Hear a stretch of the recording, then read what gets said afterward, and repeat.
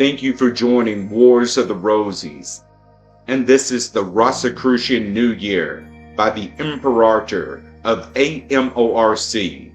An article taken from Rosicrucian Digest, Volume 10, Number 2, March 1932. The Thought of the Month, the Rosicrucian New Year, by the Imperator. Here we are at the close of another Rosicrucian year, and almost on the borderline of a new one. We presume that most of our members know that because the Rosicrucian organization is internal and operates in so many lands, among so many different nations of persons, with a great variation in language, habits, and traditions. We in the New World have adopted the Old World idea about the birth of each new year. In fact, a majority of the human beings throughout the world still follow the ancient idea of a new year beginning at the spring equinox in March. And only in the Western world do we find a small portion of the Earth's population following the modern and inconsistent idea that January 1st is the beginning of a new year. It is in March that the winter days are brought to an end and the spring season commences. It is in March that the earth begins to blossom again with all of her beauty and starts anew with a cycle of existence. Consistent, therefore, with our members in foreign lands, we take the day when the sun enters the sign of Eris in the heavenly zodiac as the first day of the new year. This day varies a little each year. And for the year 1932, we find that the sun goes into Eris on Sunday, March 20, taking the standard of time in Greenwich, England, where all international time is standardized. We find that the sun makes its entrance into Eris late in the day.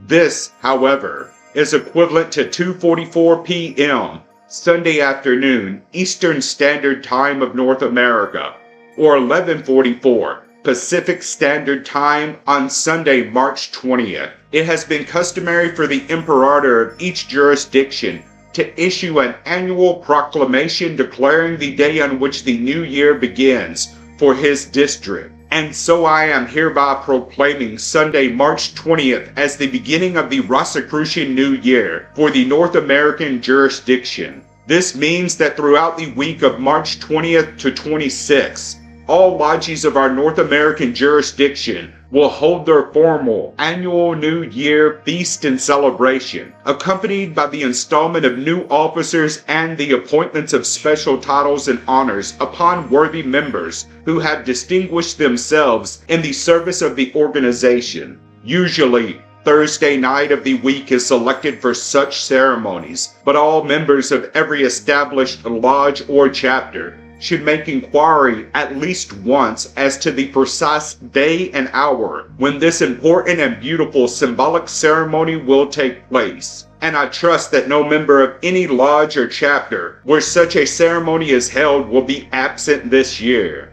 Among the smaller groups and with our members who are studying at home alone and not in contact with any groups, the occasion may be properly sanctified in accordance with the instructions that will be found elsewhere in this issue of the Digest. The important point for us to keep in mind is the fact that on Sunday, March 20th, next, the Rosicrucian year of 3285 will begin. This means it is the 3,285th year since the Rosicrucian light was first definitively established in the lives of men and women as a universal lesson. Naturally, it means a new year of new opportunities and a new year for greater growth and greater development on the part of each individual member and on the part of the organization as a whole.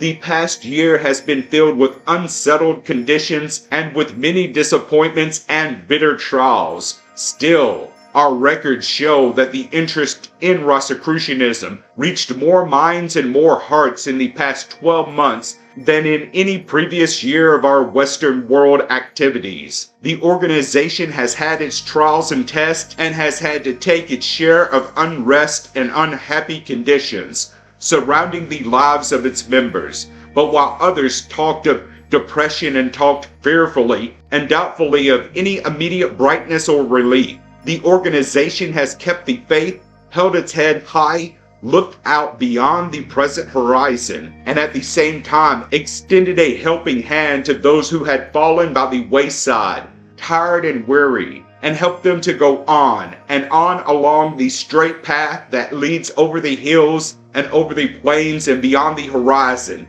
to the coming day. Somewhere in the new year that will begin on March 20th, there is a day that will be the happiest day in the lives of many, for it will mark the final termination of the present unsettled conditions and the zenith of adjustment and new happiness and peace for millions. It is our duty, therefore, to straighten up our bodies, lift up our minds and hearts, seek God's protection of renewed strength and vigor, and carry on. It is not only our privilege to use the knowledge which our organization gives us to help us overcome all the obstacles and reach a higher place in life, but it is our duty to apply these principles to help those whose vision is narrow or short, and whose faith has been lost, and who are trembling in the fears of disappointment and illusionment. Let the new year be an awakening, a rebirth, a regenerative period for you. Make it show results in your life.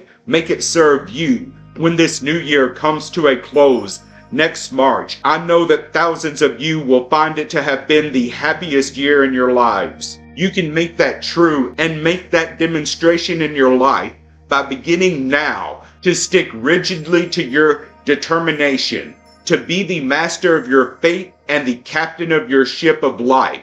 The organization stands ready to show you how. And all it asks is that you apply the principles and you will reap the proper reward. Thank you for watching, and please don't forget to share, like, subscribe, and comment. And if you can, please consider donating to Wars of the Rosies. Links to PayPal and Patreon are in the description. Thank you so very much.